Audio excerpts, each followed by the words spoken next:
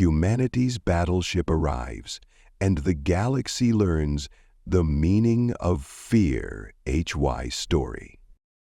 Prologue. The galaxy's fragile peace. For centuries, the Galactic Federation held the galaxy together in a tenuous peace, a coalition of thousands of species united under the promise of mutual prosperity. But peace, as history had often shown, was fragile. The Krysal Dominion, an empire of crystalline conquerors with minds as sharp as their jagged forms, sought to dismantle this unity. Their fleets moved with mechanical precision, reducing entire systems to ruins in their relentless expansion. The Dominion's rise plunged the galaxy into war.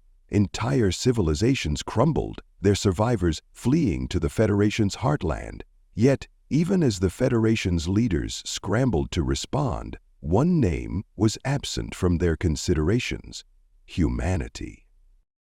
Humanity had joined the Federation decades ago, but remained enigmatic, their colonies situated on the galaxy's fringes.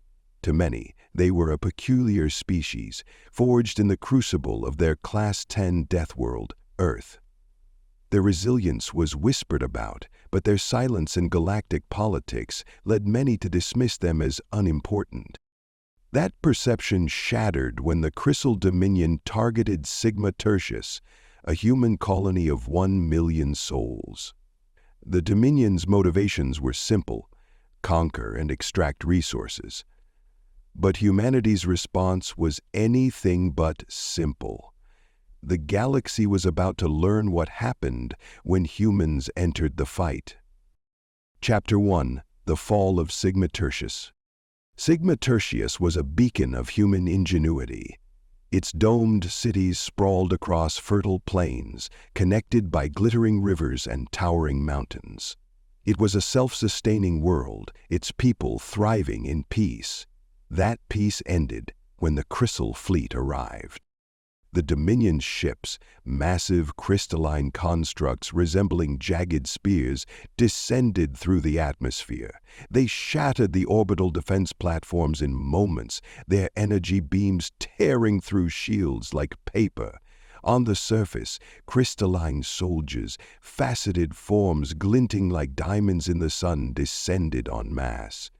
They moved with eerie synchronization, their energy lances cutting through human defenses. Governor Elena Reyes, a former military strategist, coordinated the planet's desperate resistance from the underground command bunker. "We need reinforcements," she barked, her voice steady despite the chaos on her monitors. Civilians screamed in terror as Krysal soldiers marched through the streets, their faceted limbs carving through barricades. A holographic officer appeared, his face pale. "Governor, we've sent distress signals, but no one's responding. The Federation isn't coming." Lena's jaw tightened. "Then we'll fight alone." She turned to her aide.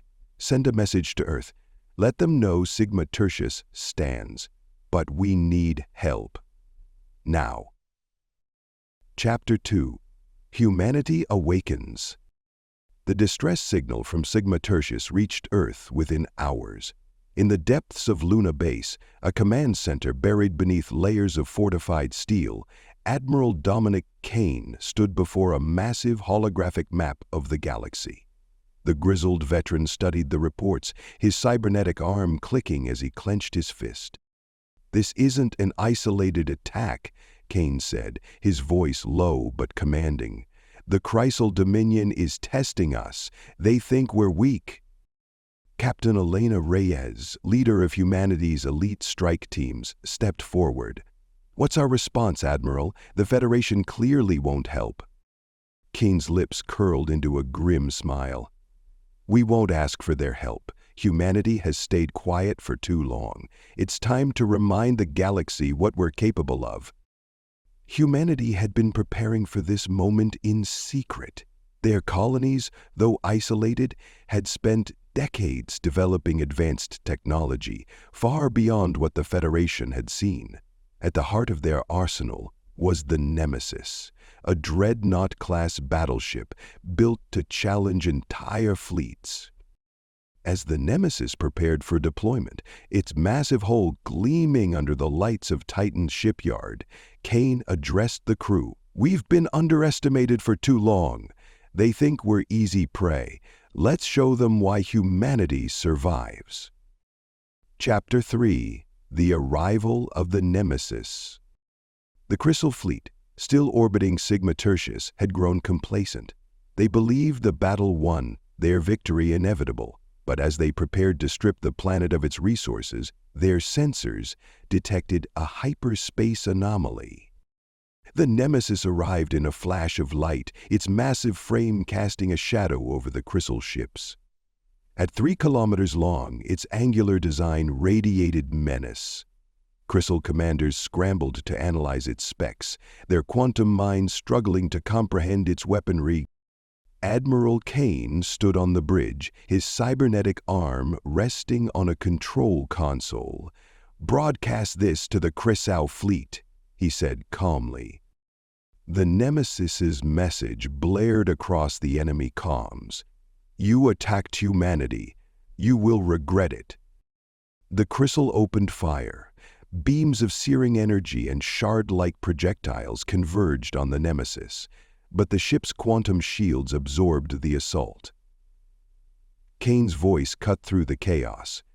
"Return fire." The Nemesis unleashed devastation. Railguns fired projectiles at near light speed, shattering crystal ships with pinpoint precision. Plasma cannons melted enemy formations, and gravity bombs created localized singularities that tore ships apart. On the surface, the people of Sigma Tertius watched in awe. The sky lit up with explosions as the Krysal fleet was obliterated, their fragments burning in the atmosphere like falling stars. Humanity had come to fight, and they had brought the storm. Chapter 4: Humanity's Counteroffensive. The victory at Sigma Tertius was only the beginning. Humanity, emboldened by the Nemesis's success, launched a counteroffensive. Krysal's supply lines were disrupted, their outposts raided, and their fleets ambushed. The Nemesis spearheaded every battle, its reputation spreading across the galaxy. On the bridge, Admiral Kane coordinated with precision. "We hit them where it hurts," he told his officers. "Make them bleed." On the ground, Captain Reyes led her strike teams in daring missions to dismantle Krysal strongholds. Her teams became legends, their exploits inspiring human colonies and allied species alike. The Galactic Federation, stunned by humanity's resurgence, convened an emergency session. Some species called for unity with humanity, others feared their growing power. But the Krysal Dominion had no such debates. They prepared for war. Chapter 5: The Krysal Retaliate. The Dominion, humiliated and desperate, launched a massive counterattack. They targeted Earth, hoping to cripple humanity at its heart.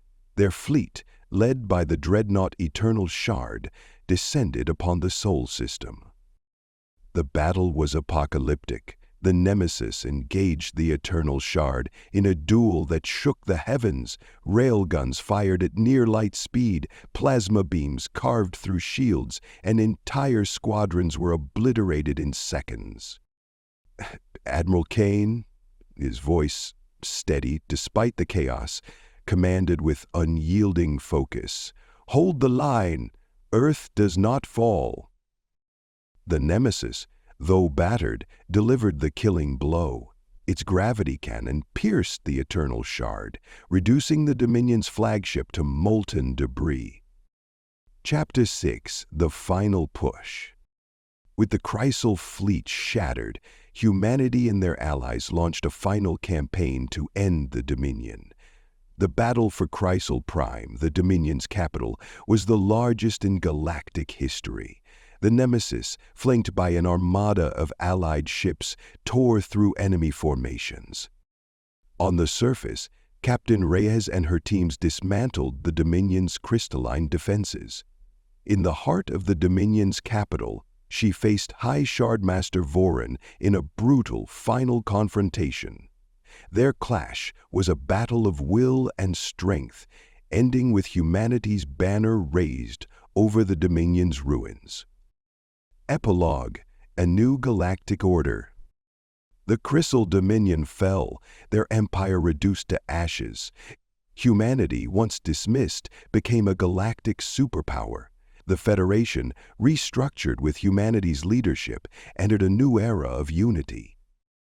On Sigma Tertius, a monument stood tall. We fought for survival. Humanity endures.